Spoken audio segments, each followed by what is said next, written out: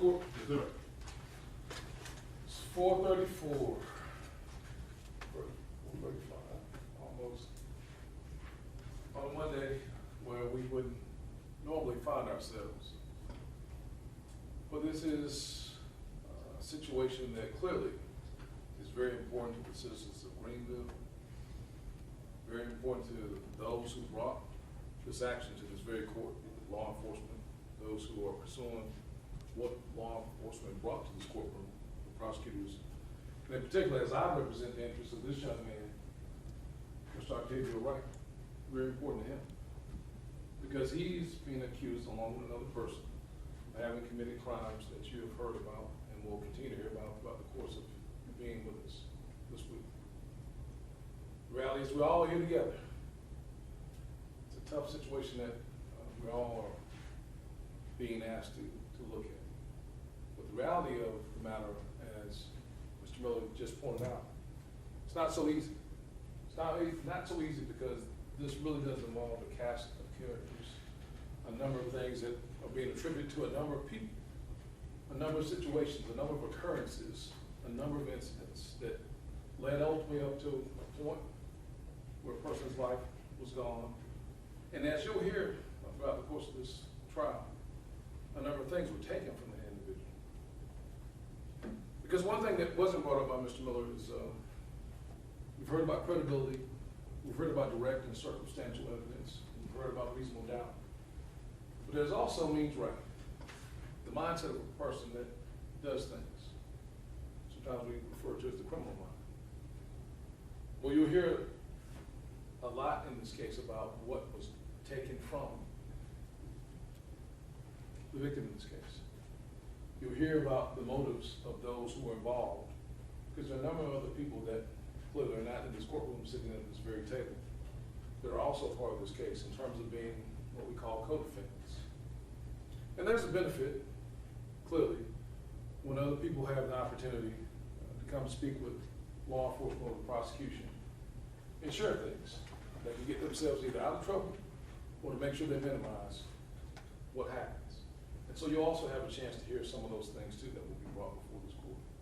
But the benefit of those who can say things, that's entirely up to what the prosecution can decide and what can be presented later on to the judge. The burden is you will find yourself at some point in the course of this case sitting at this table. And that's the burden that my client, Mr. Wright, faces. A person that clearly knew a number of the individuals that names that you will not only hear, but a number of individuals that will walk through that door and come up to that stand and share information in this courtroom. That information is direct testimony that will be known as evidence. There will be other things that will be shared in the course of this case, documents that you'll hear about, potential photographs, and ultimately things that will be shared with you why certain things happen. I ask that, of course, you do not leave what Mr. Miller referred to as that common sense that brings you here and gives you the God-given ability to serve along with being citizens of this county, citizens of South Carolina. And those people that are just so very fortunate. And I know some of you lined up to speak with the judge. So very fortunate to serve on this jury. It's information that you'll have a chance to hear and know that what will come out of this case may not be what is initially presented by way of facts, as stated by the prosecution, but the reality of what it means to my client and others that are in this case. We only ask that you have the opportunity to listen clearly and know that this literally is the most important thing for my client as he sits at this table, having to hear things that will come out in the course of this trial, and having the benefit of hearing the state having the burden to prove their case that's being brought in this very courtroom. And one thing that you will hear at the conclusion of this case will be the word mere presence. I ask that you pay attention to what that means, and I ask also that you pay attention to the people that will give information in regards to that. We thank you for your time, we thank you for your dedication, we thank you for your service. And as this is very important, I know it can get very easy to sit still, to get a little tired. We ask that you please give us your undivided attention, and we respectfully thank you for your service. It's one of the greatest things that you can do, to be called forth as a jury.